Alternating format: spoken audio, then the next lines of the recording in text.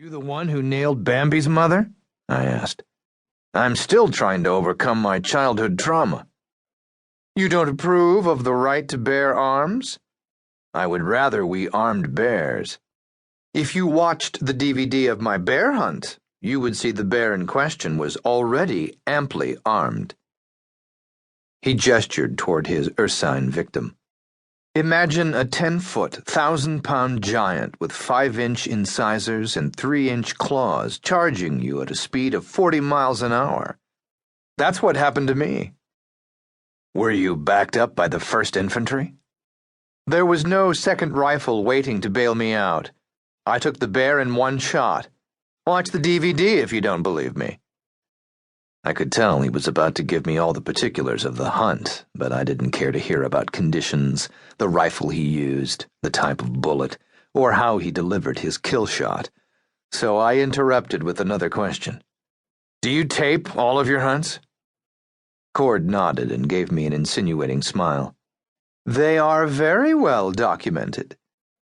Our conversation was interrupted by knocking and then a door opening. A head showed itself, revealing eyes that reminded me of the blue you only see in certain icebergs. The permafrost orbs took me in, and there was no thawing them. The visitor had a pronounced cleft in his chin, the kind usually seen in animated superheroes. He turned his gaze toward Cord and nodded. "Excuse me," said Cord, and exited the room. In his absence, I decided to go on a self-tour and began examining the framed photographs lining the walls of the trophy room. Cord and his kills were featured in the majority of shots. Some of the photos had clearly been taken from a high vantage point. As Cord had implied, it didn't look as if he believed in large hunting parties. In many of the shots, there was only one other person, the same man who had just shown himself at the door. When Cord re-entered the room, I was still looking at his hunting pictures. "Trouble?" I asked. "Only an annoyance," he said. "I think I recognized your visitor in some of these pictures." "You probably did." "So who is your hunting companion?" "He is Orion Zenith's Director of Security.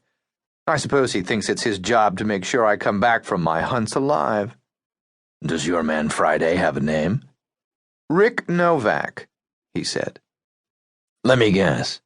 You can beat him in a foot race." "Why do you say that?" "Two hunters are tracking a huge bear," I said, "and suddenly they realize the bear is tracking them, so the first hunter changes out of his boots into running shoes. The second hunter says, 'You don't think you can outrun that bear, do you?' And the first hunter said, 'No, but I know I can outrun you.' As long as whatever I'm hunting can't outrun a bullet, I won't be packing running shoes." "I'm surprised you can spend so much time away from work going on hunting expeditions," I said. "Why would you think I spend that much time away?" I gestured to the room. "I hunt smart," said Cord. "I know everything about my game before I go in. It always helps to have insider information." "And how do you get that insider information?" "I believe in scouting out the object you're targeting, and I know where to go, and when to go, and what to do once I get there. I am usually in and out before anyone even knows it."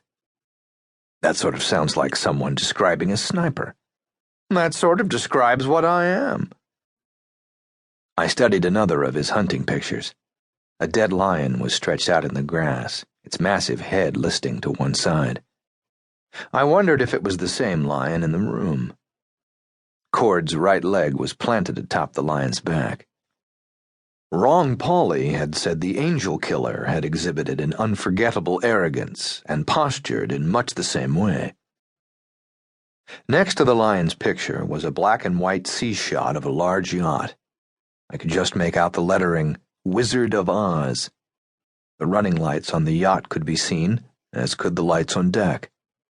Cord was visible, along with